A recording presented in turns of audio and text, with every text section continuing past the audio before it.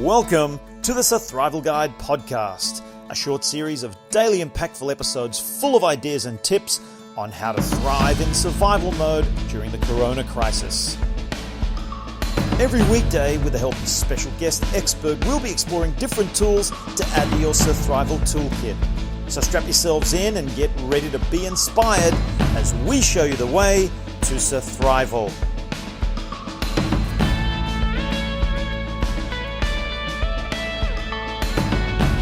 Thank you for joining us on the Sur-thrival Guide podcast. I'm Mark Stabina, former professional rugby player and now leadership consultant with Winning EQ. And for those of you that have been tuning into the podcast, you know I always like to start by reminding you there is an ebook out there called the Sur-thrival Guide. If you don't have your copy, download it immediately. It's free. Just go to winningeq.com and it is yours. And it is the basis of this podcast. We talk about a lot of the ideas and concepts in the book with the help of an expert. And a lot of what is in the book and what we do at Winning EQ is underpinned with emotional intelligence education. I'm passionate about emotional intelligence.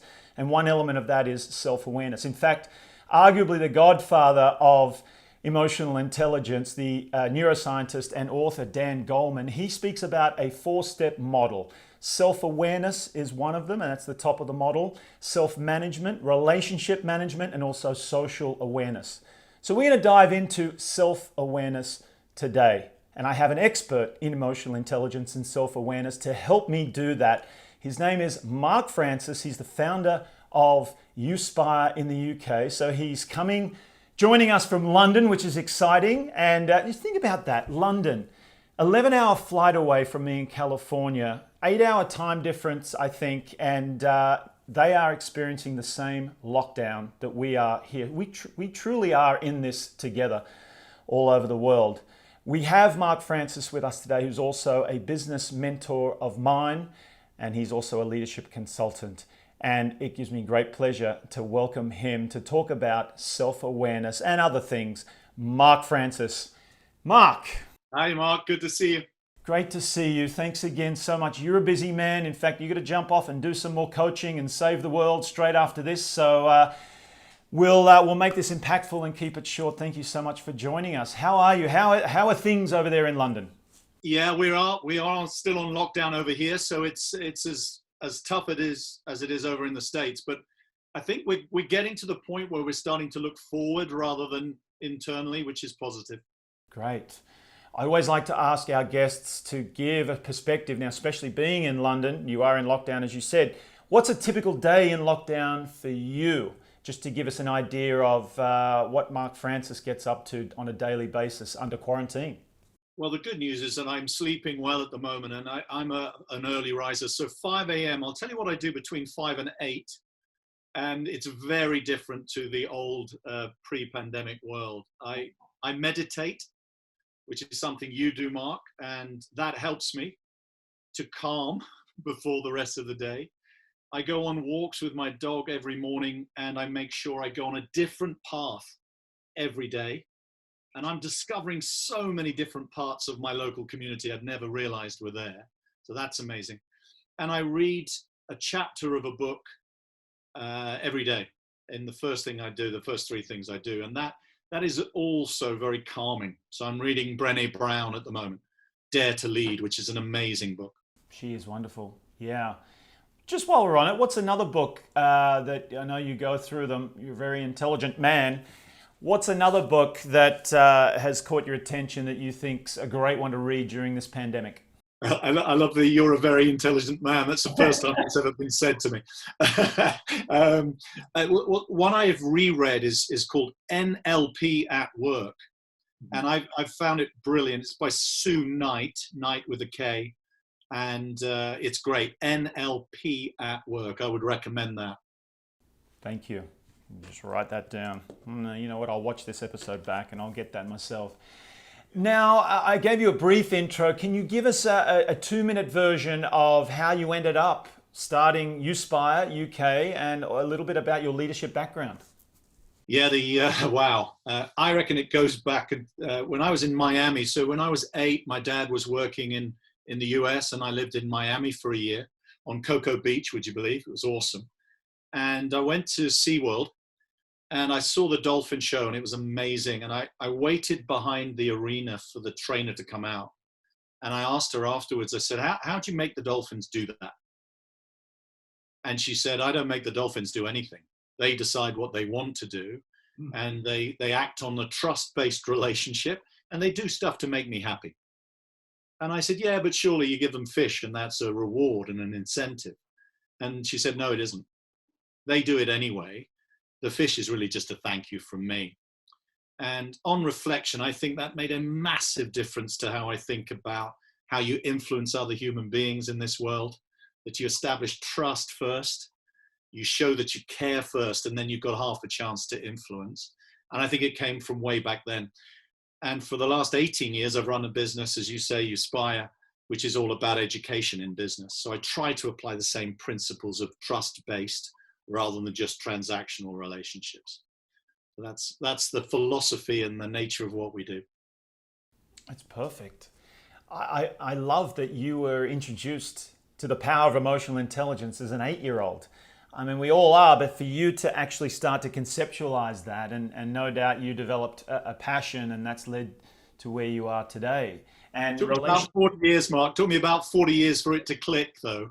You know what I mean? That wasn't a moment of insight until 40 years later, when the memory came back to me and it triggered.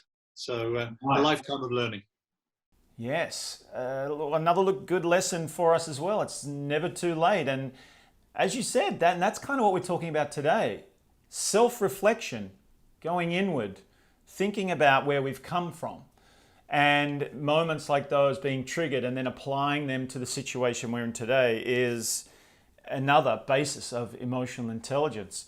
So like I said, we can talk about so many different aspects of emotional intelligence, and we're looking in particular to self-awareness today. But before we dive into that, I like to speak also just in general terms. You have a great insight on the world and human behavior.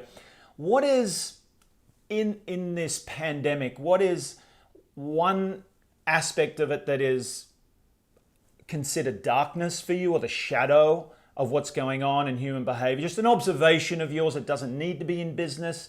And then what's something positive, like the light of what's happening right now? Yeah, the darkness, without doubt, for me is the issue around travel, and that's not about being contained in the house. That's about between countries, and so I think that casts a shadow over what's going to happen next, and that in times of crisis, you come within yourself, and it worries me that diversity and inclusion might suffer as a result of this pandemic. That's the dark side. What's the light side? I genuinely think, and it's from personal experience of wonderfully having 2 of my sons with me at home, even though they're adults now, is a huge reconnection with the people that I care about most, which are family and close friends. And I think that's a real positive for everyone right now. It gives us a sense of reality, gives us a sense of perspective that we haven't had in our crazy busy lives. Yes, I really agree with that it's been the isolation and the quarantine's been imposed upon us. And that is one area that I guess for many of us that have these busy lives and we neglect, we are so self-absorbed with getting ahead and doing what we're doing and managing our own bubble that we tend to neglect social interaction and connection, especially with the people closest to us, our family. I know, I'm speaking for myself right now. So all of a sudden we're in a situation where we're either brought together again, as in your case, or in an effort to prevent that isolated feeling, and the loneliness that can come from that, we're actually making more of an effort now to reach out. And I speak about that in the ebook, the importance of making social connection a priority. So it's helping us focus on the need for that, especially with family. And some nice surprises. You know, one great thing to do is actually schedule it into with all the Zoom calls right now.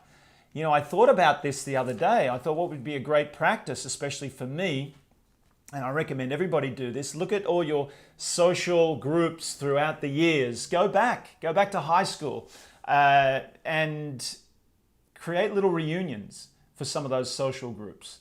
I thought about that, getting my high school buddies together, and like, what a fun way to reconnect and also get a different perspective. You talk to people and you listen to how their lives have been shaped and their lessons. It could be a really fun way to connect. But so yeah, thank you for sharing that. That is definitely being brought together, and focusing on connection, especially with family, has been one of the light sides of this pandemic. And Mark, I wanted to say about your Sur-thrival guide, which I love, by the way. One of the things that's triggering for me in terms of self-awareness is step one, which you talk about, which is acceptance. So it's accept who you are and how you have been, but also decide, how would I like to be even better? You know, I'm okay in my own skin, but I could do things even better. And I love that aspect of your Sur-thrival guide. I think it's pretty awesome. Thanks for saying that, Mark. Well, let's stay on that topic while you brought that up. So can you speak into that a little bit more? When it comes to, this is a great opportunity. Again, in the book, I talked about an analogy of, many people are suggesting this is the Earth's way or the world's way or Mother Nature of hitting the reset button, or taking a pause. And it's forcing us to take a pause. So there's an opportunity now to reflect inward and really think about what matters to us, learn a bit more about ourselves, which is what we're talking about today, self-awareness. So from an emotional intelligence standpoint, what areas do you think, given this opportunity that we have now to self-reflect, what, in your opinion, are the main areas or the most important areas that we can self-reflect on? Yeah, it's a great question. And actually, it's making me feel reflective. Yeah. I'm sitting back in my seat and reflecting. For me, I think there's a major opportunity for all of us to go a little bit deeper into our brains. And you talk about the amazing capacity of our brains to conceptualize. So the thing I would recommend is that we each take the time to reflect an occasion that has happened to us in the past, maybe even the last time we felt truly alive. And reflect, what was I doing? Who was I doing it with? How did I feel? And of course, alive is one of those elements, but it's more than that. It's dive in richly to, when I'm at my most inspired, what am I doing and how am I doing it? And that self-awareness says, okay, how can I replicate that more often in my life? Is what I'm doing normally enabling that aliveness regularly, or is it a very sad occasional event that just happens if I'm lucky? So that's what I would recommend, is access a real event that makes you feel truly alive, and then decide, how can I find ways to make that happen more often? So doing that in an effort to, obviously the dangers of what's going on right now is to fall into a negative mindset, one of just sitting around self-isolating, falling into victim mode about what's going on. And that's a lack of acceptance for your situation as well, right? So it can help you bring yourself out of that. I want you to talk about that a little bit more. That element of self-awareness, of just reflecting.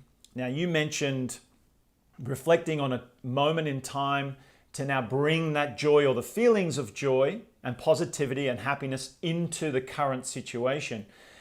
What else is there that we can reflect upon in terms of our own character that can also help us move forward and thrive our way through this and get to the other side being a little bit stronger and more resilient? Oh, that's a super important question, Mark. You and I are both coaches. And one of the aspects I would recommend strongly is emphasize the positive. So in terms of self-awareness, think about the things that you are and that you do which are really good. So focus on strengths and big yourself up, because it's so easy. And I think it's in our nature to be self-critical actually, and think, oh, I wish I was, and I must, or I should. And so it's focus on the things that you're genuinely proud of, that if someone asks you, what are you doing that you are proud of, you'd be able to articulate it readily rather than go, oh, I'm not sure. So it's access the positives. It's also in terms of self-awareness. I mean, I'm fortunate. My mum, who is 89 now, is the main reason why I'm such a positive human being, because even though at school, I had terrible scores at school. I was heavily dyslexic, didn't realize it. And I was bottom of the class in pretty much everything. And my mum used to tell me when I got home, I came 25th again, Mum. She used to say, just to let you know, I have an issue with your teachers because they clearly don't recognize how talented and intelligent you are. And of course, this was so self-enhancing that I became confident despite the facts that I seemed not to be particularly smart. And I think that's majorly important. We have a mechanism that self-criticizes. So it's emphasize the things that you are good at and aim to do them more. You mentioned that conditioning, and we've all been conditioned in different ways. Now, fortunately for you, there was that influence from your mother that was innately positive. So it in a way, it prevented you from, I guess, spiraling into self-criticism, perfectionism. A lot of people haven't had that luxury. So therefore, in adulthood, when you self-reflect and you see, I mean, you talked about those positives, being positive, reflecting on your strengths. Is it safe to say now that looking at the yang of that yin, it's important also to consider, I wouldn't call them weaknesses. Language is very important. We need to watch our language. Say that again? Yeah, work-ons, even liabilities. If you look at it as it's a liability because you're reflecting upon a characteristic that could be a liability in a certain situation. So I like to use things like liabilities of our character. It doesn't mean that we are a bad person. It's not a reflection or a commentary on who we are. It's just a character trait that in certain situations might not serve us. So would you say it's important to, and how would you do that, reflect upon also the liabilities to move forward? Yeah, there's two elements to this. And by the way, the key from my mother to me was what I call unconditional love. I love you no matter what you do and no matter what the outcomes are. And that helps the old self-esteem. But it's two compartments for me. The sun's come out. I can't believe it. It's been raining all day. So it's a bit surprise in London. two components, actually. The first is what I said already, which is be very clear what you're good at and focus on that.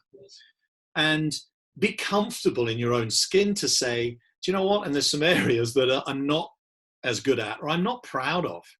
And have enough self-confidence to receive feedback that is for improvement, that is about liabilities, and be conscious of it. This is the point about self-awareness.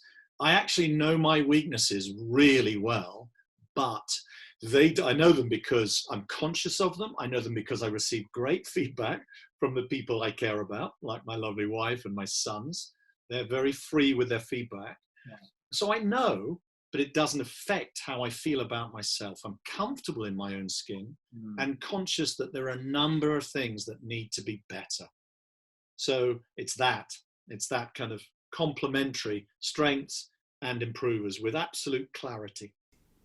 You know, even just what we're talking about right now is something that so many people neglect to do. Just reflecting and looking inward and noticing. That's another word I like to use. Just notice how we respond and react to certain situations. Just that practice alone is crucial in self-awareness, wouldn't you say? So you talked about feedback, which is huge, being able to, and we talk about a lot in the context of business and leading teams and achieving excellence in your team. Giving and receiving feedback is so important. So in terms of self-awareness, what I'm hearing you say is it's important just to notice how you receive feedback, right? And how you give feedback. Yeah, I think it's absolutely vital in this whole journey on self-awareness is the openness to give and receive feedback. In most business cultures I work in, my business is business education. The culture of the company is, oh, we don't really give feedback.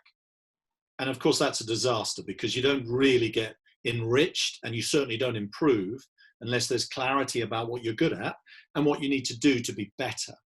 So that is my experience of most businesses in the Western world. I also work in Asia where it's far less an issue, but you're not going to take feedback from your line manager and challenge it in an Asian culture. You're going to just accept it. So it's the openness to feedback that's critical here. And I'll give you an example where it's an improver I'm working on personally. I'm someone who jumps quickly to solution by nature. So when Debbie, who you know, my lovely wife, when she says, Mark, I want to talk about something, my whole instinct is to give her advice and give her a solution. And it's the last thing she needs. I think that's just in general, Mark. But do you know what I mean? I'm clear that is something I'm still working on. Right. And it's still a significant gap. Right. And it's the ability to take the feedback from somebody who that doesn't work for to be able to say, all right, I think I'm doing a good thing and the right thing, but the person I'm delivering that to is trying to tell me that doesn't work for them. So it's that openness to say, all right, well, what's important for me is that it works for you. Everybody's different. And that is relationship management, as Dan Goleman says. So it's all connected. Mark, I'm sensitive to the time. You've got a coaching call to jump on soon. So as we wrap this up, I always like to give our listeners and our viewers some tangible takeaways. In the context of self-awareness, do you have something that they can do immediately? Do you have 3 to 5 steps or a practice that someone can jump into right now to elevate their self-awareness? Yeah, I'm conscious the sun is on my face now. This is a moment of enlightenment, right? It is. It looks great. Yeah, you're in the spotlight now and you're getting some vitamin D. We talked about that with Wendy Michelle. There are 3 things, and they are sequential. The first is be super clear what you want. And I'm emphasizing the word want, not need. Want. It comes back to a conversation about aliveness. Choose what you really want, step 1. Step 2, get feedback. And that can be feedback to yourself as a mirror. And it absolutely should be feedback from people who you respect and who care about you. So seek feedback. And the third thing is do the things that make you feel alive. Be conscious about that and do something that makes you feel alive every single day. Pretty easy to do, but powerful as well. Thank you so much. I like that, seeking feedback. That's something I've heard before and I've advised other people to do, but people get very uncomfortable with the idea of actually seeking feedback. But what a great practice. Go and interview, if you will, 10 people in your life, maybe from your family, people that know you really well, right? And your friends and work colleagues especially, because when we talk about relationships, you're spending most of your time with these people. So ask them what's working and what's not working about your character. Well, thank you so much, Mark. Now, as we wrap up, how can we support Mark Francis in your mission to elevate the emotional intelligence of the world? Wow. Well, I've got a vision, and you'll understand it a bit more having told you the Miami story. My vision is a world of dolphin trainers. And that is educators like you and I in all walks of life, schools in particular, who understand that you have to establish trust before you can educate and influence anyone. So it's the more people that want to sign up to that principle, the better. So let's start a campaign that grows and grows one person at a time of dolphin trainers. So that's how people can sign up and help, I think. Sign up for dolphin training. I'm sure you'll get many people sign up for that. I'm in. Well, we'll have, and where can they find you? How can people contact you, Mark, if they have any more questions or they just love what you've had to say and want to know more? Yeah, it's Mark at Uspire, uspire.co.uk. So I think an email is probably the easiest way to do it. And I am available quite a lot at the moment. Funny that, isn't it? Yes. So, folks, use Mark Francis. He is an amazing resource and extremely open and accessible. As you see, one of the most positive people that I've ever met. Mark, thank you so much for joining us today. Huge pleasure. Huge pleasure, Mark. Thank you so much, Mark. All right, well, there you have it, folks. Mark Francis, founder of Uspire UK. Reach out to him. He can help you with whatever you need individually and also your team, your business. He's one of the best. And I'm so honored to say that he is a mentor of mine and a friend as well. Well, thanks for listening. You've got some great tips on self-awareness to put in your bag and go and apply immediately. And be well, be safe, and we will see you in the next episode. Thanks again.